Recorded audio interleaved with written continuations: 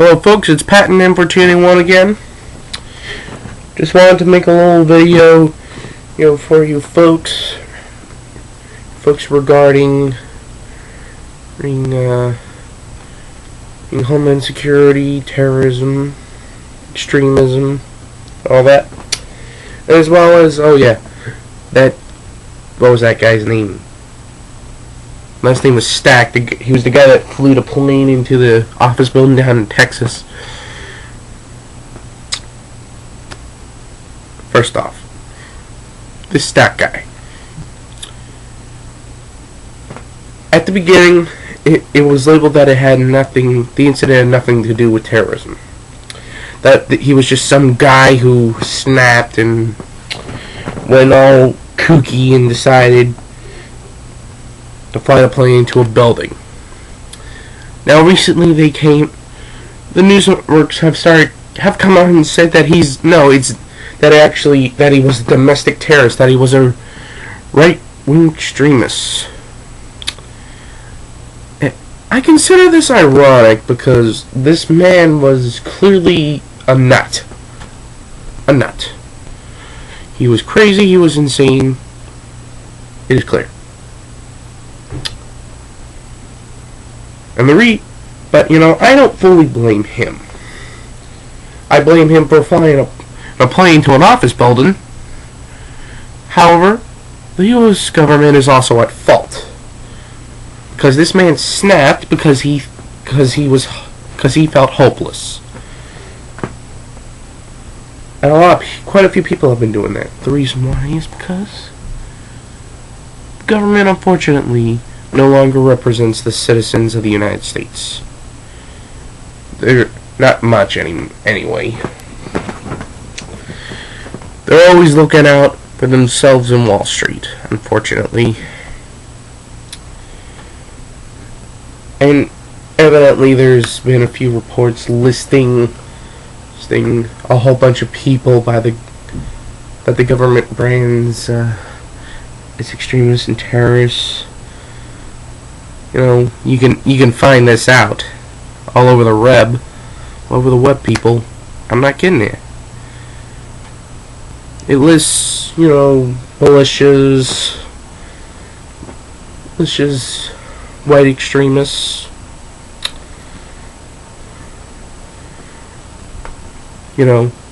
protesters, people who disagree with government policy.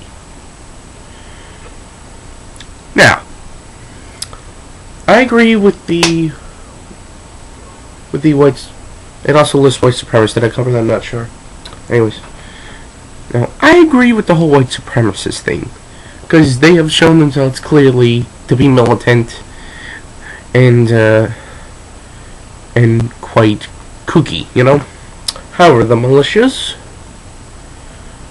the protesters, those who disagree with government policy, they are not terrorists, they are not extremists. I mean, these are people that are the embodiment of everything America stands for. Independence, freedom of speech, right to self-determination, all that stuff. But the government goes and brands them as extremists. I take a little... It's fine they brand these people as extremists when when these groups in question have not done anything.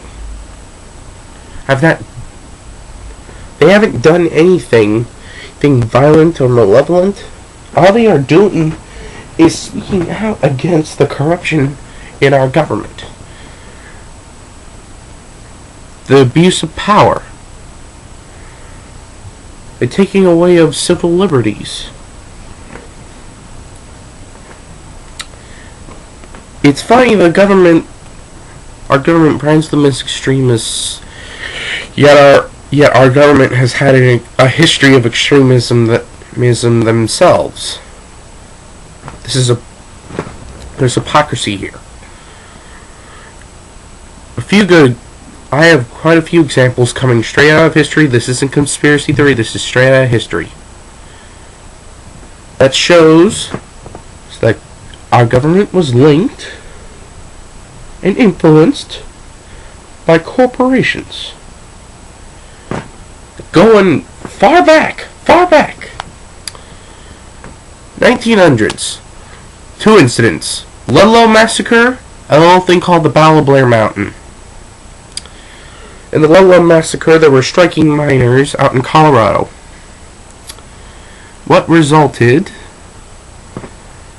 What happened was that the miners went on strike because they weren't being treated fairly.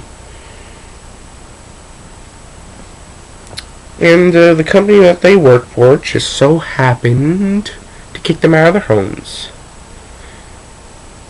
So they had to set up a tent colony. They then, of course, were promptly gunned down. Gunned down by a combination of hired thugs under the name of the Pinkerton Detective Agency and National Guard troops that were illegally called out by Colorado's governor.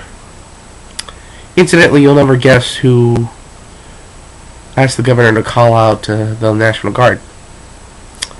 John D. Rockefeller. Yep, that oil baron. Who was a center of so much corruption, law-breaking, and just excessive wealth. Then, now it brings us to the Battle of Blair Mountain. Oh yes, let's see. Again, Pinkerton Detective Agency was involved, as well as the National Guard.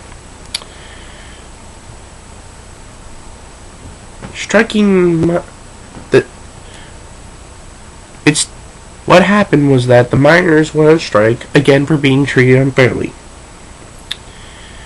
What started out as a peaceful demonstration turned violent because their own people who hadn't done anything yet, mind you, were gunned down by the Pinkerton detective agents. And they became fed up and started a revolt. The next thing you know, National Guard were called out again, illegally, and they're gunning them down with machine guns. Then, army planes were brought in to bomb these people, as well as private planes using homemade bombs. Granted, these miners broke the law by rebelling, but really, can you blame them? They had started out peacefully, and then some of their own people are shot.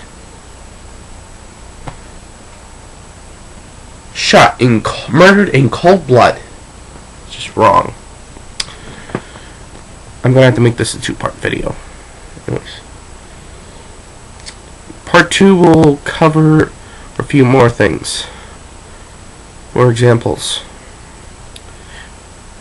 And it'll show what happens, further showing what happens when government and corporations get involved with each other.